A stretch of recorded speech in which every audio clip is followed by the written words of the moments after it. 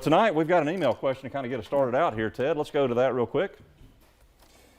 If I accept a check to get my car fixed, do I give up the right to any further claims that I could pursue to pay future medical bills? Tim, and that's a great question, Tim, and we get this in just about every case. Right. Ted, why don't you give it an answer? In a manner of speaking, it could be depends, because Right. if it's always important to look at what documentation comes with the check, no matter what. And what's on the check? What's on the check, with the verbiage that's actually on the face of the check itself, and any paperwork, whether it be a cover letter or likely a release that they require you to sign.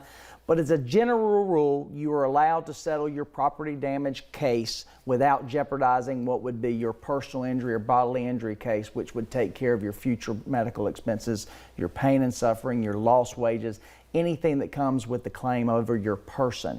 But it's still very important, no matter what, even if you think you're just settling your property damage case, that you have someone look over that paperwork for you, because insurance companies are known to sometimes slip some verbiage in that could be detrimental to your case. It could be, and you don't want to have somebody. You don't want to have to go to a lawyer behind the eight ball. You want to go ahead and take care of something on the front up front. end.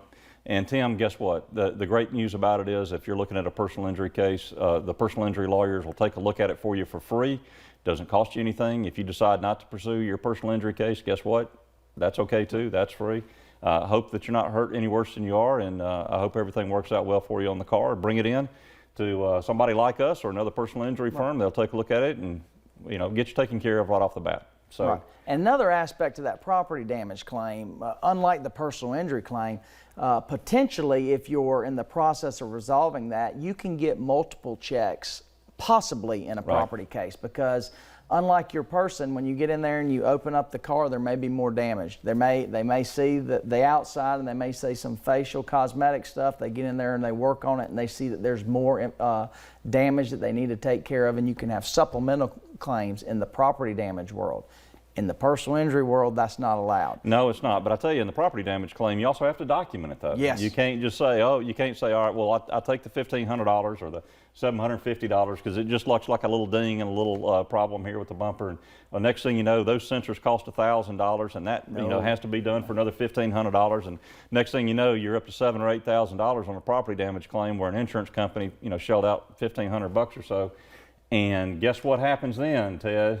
Here comes the fight. Yep. So, and sometimes it could we've got a case right now in our office where they did that. They started peeling back the layers of the onion. They took the fenders off. They took everything off. The next thing you know, this is broken. The frame's out of alignment, and the property damage went from $11,000 to $18,500. And at that point, the car became a total loss.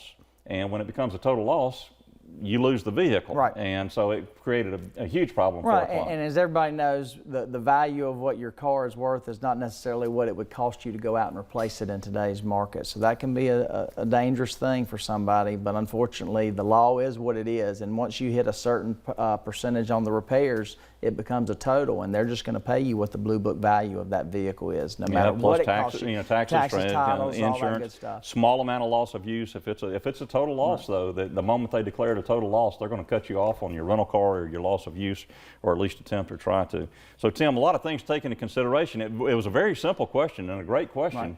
But those are a lot of things you got to take into account. So please reach out to a personal injury lawyer